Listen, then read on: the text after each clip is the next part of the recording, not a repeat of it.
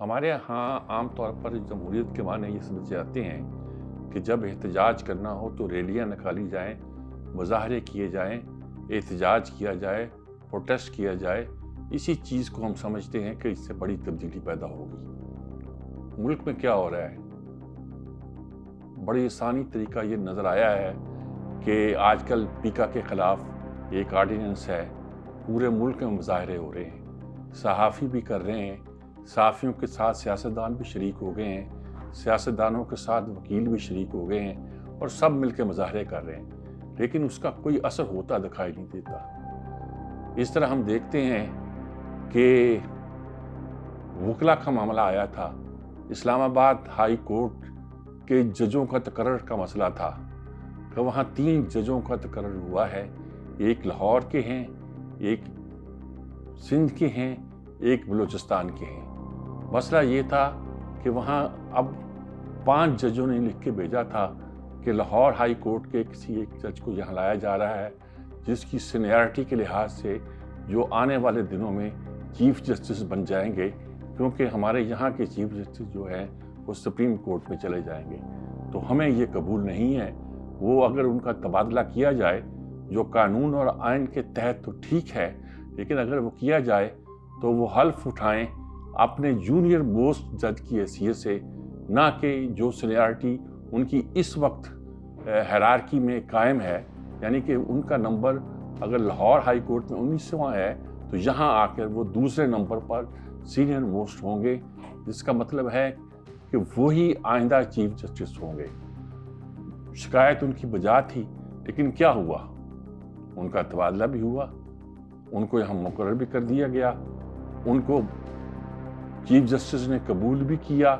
शर्त यही है कि जिस हाई कोर्ट से आ रहे हैं वहाँ का चीफ जस्टिस मंजूर करे, जिस हाई कोर्ट में जा रहे हैं उसका चीफ जस्टिस मंजूर करे, और ये है कि खुद वो जज इस बात पे एग्री करे कि वो इस तबादले के हक में है। इन तीनों शराइत के पूरे करने पर उसको कबूल कर लिया जाएगा। ये तीनों शर्त शायद पूरी हो गई। अब वो उनको जिसे नंबर 2 जज कहते हैं उसकी हैसियत से उन्होंने तकर्रर हो गया उनका। वकला ने कहा हम प्रोटेस्ट करते हैं। अब सवाल ये है कि इस तरह जजों की तकर्री पर वकीलों के एहतजाज का क्या मतलब है? उन्होंने कहा आज हम बाइकाट करेंगे।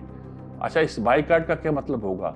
अदालतों ने काम शुरू कर दिया है, उनको वेलकम किया गया है, डिप्टी अटॉर्नी जनरल ने उनकी स्पीच करके वेलकम किया है। तो सारा ये प्रोसेस जो है, ये सारा एहतजाज का तरीका ये है, ये सारी रैलियाँ जो हैं, ये सारे जलसे जुलूस जो हैं, इनका क्या मकसद है? और जजों के तकर्रर के बारे में एक अजीबोगरीब बात है कि एक तरफ तो कहते हैं कि जज जज होता है, चाहे ये हो चाहे वो हो, हर जज बराबर होता है, हर जज का फरमाया हुआ जो होता है वो हरफ आखिर होता है। आप ये क्यों कहते हैं कि हमारा मुकदमा ये सुने वो ना सुने? जज तो इक्वल होता है, उसमें कोई फ़र्क नहीं होता।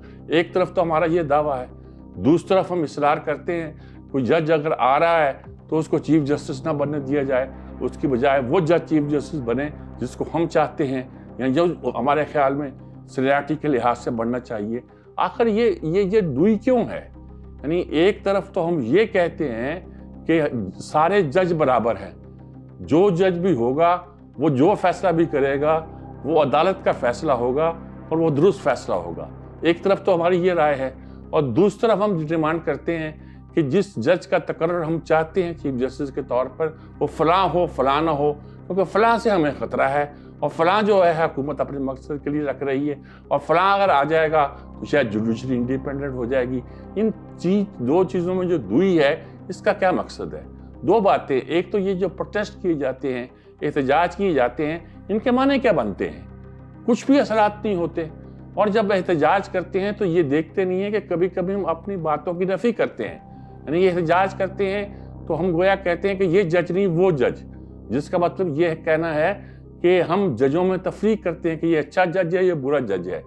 और दूसरी तरफ हम ये कहते हैं कि सब जज बराबर होते हैं, जो भी फैसला करें वो ठीक होता है। और ये 2 बातें तो ये हो गई। तीसरी बात ये हो जाती है कि हम ये भी नहीं देखते कि इसके लिए जो भी तरीका इख्तियार किया जाता है उसका पूरे प्रोसेस में कोई असर नहीं होता, कोई उसका इम्पैक्ट नहीं पड़ता। हमारे मुल्क का ये निज़ाम चल रहा है, रोज़ प्रोटेस्ट भी, फिर दहशतगर्दी की वारदातें हो रही हैं। ان کو روکنے کے لیے تو آپ پروٹیسٹ نہیں کر سکتے، طاقت وہاں بول نہیں رہے، جرگے لگے ہوئے ہیں، ایک پورا علاقہ ہے جہاں لوگوں کو خوراک تک نہیں مل رہی، بنکر بنے ہوئے ہیں، سڑکیں بند ہیں، لوگ نہ آ رہے ہیں نہ جا رہے ہیں، یعنی کہ عجیب و غریب صورتحال ہے۔ ایک جگہ لوگ گاڑیاں ٹکرا دیتے ہیں، آپ کی جو مسلح لوگ ہیں، محافظ ہیں آپ کے، ان پر فائرنگ کر دیتے ہیں، انہیں ختم کر دیتے ہیں۔ ملک کی عجیب و غریب صورتحال پر ہمارے پروٹیسٹ جن کا کوئی نتیجہ نہیں، ہماری موقف جن کے کوئی معنی نہیں، اور ہماری صورتحال جو یقینی طور پر تشویشناک ہے اور پریشان کن ہے، اس کی ہمیں پرواہ نہیں۔ یہ آخر کیا ہو رہا ہے؟ اس پہ ہمیں غور کرنا چاہیے، شاید ہم کسی نتیجے پر پہنچ سکیں۔